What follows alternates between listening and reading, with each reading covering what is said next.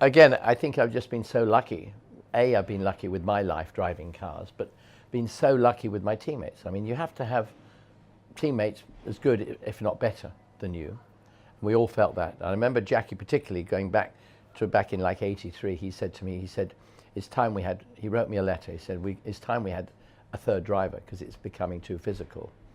And he said, who do you suggest? And I went, I've never even thought about having a third. The other cars had them.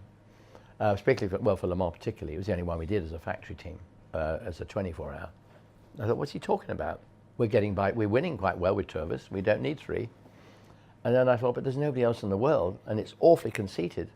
But there was nobody out there that I felt we could actually drive with. There was nobody I wanted in the car. And the strangest thing, we still have a great relationship now. We did some great pictures at the weekend at Monaco, and he and I were sitting in the Jules Porsche, you know, side by side, the way we had done before the race at Le Mans in 1982, and he literally, we're both sitting there in Jules t-shirts in the same car, and here we are, but we swapped position. He said, I want you to be in the driving seat, and I got this lovely picture of him and I sitting there this weekend.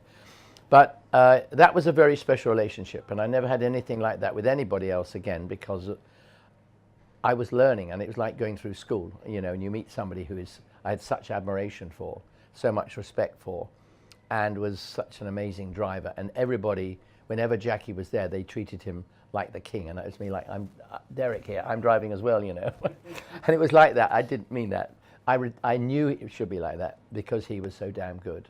And in my book, he should have been Formula One world champion, without a doubt.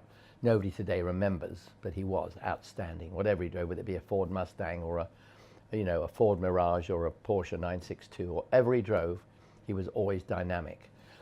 And then he could go off-road and do the same thing and ride trials bikes, you know, be European champions and things. So I always had a lot of a very close relationship, but with respect relationship. Even now, I have respect for him as an outstanding driver, and I look up to him.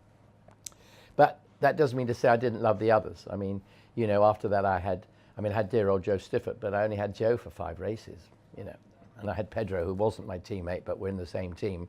And Pedro had said to me at one stage after I got the lap record at Spa, and he said, I think it's time you drive with me, Derek, not for Joe.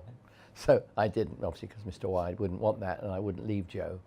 But ultimately, of course, I ended up being #1 in the team because both of them succumbed to injuries. But I didn't want it that way. But it was wonderful to drive with those two. They were such tigers and taught me something totally different to driving with Jacky Ickx.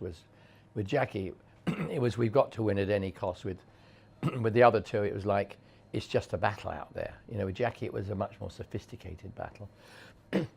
And when Jacky sort of moved on, I mean, I drove with Jochen on a few occasions, and Jacky moved on, and of course, then I was with Stefan. And of course, he was 20 odd years or so, yet much younger than me. So he used to call me father, and I used to call him son, and we had an amazing relationship. And I really, of course, you can't help but like the guy that you are a teammate. And I think even today, even with all the politics and the stuff, they have to be pushing each other and going quicker than each other. I never tried to go quicker than Stefan Bellof, because I knew that over an hour, my lap times basically would always be the average out the same, if not quicker. He just said he had these incredible moments of going electronically fast. The big drama back was, of course, that he was using more fuel, which you mentioned earlier. And he would come in and hand the car over to him and say, oh, wow, what a drive. And I go, oh, thanks a lot, Stefan.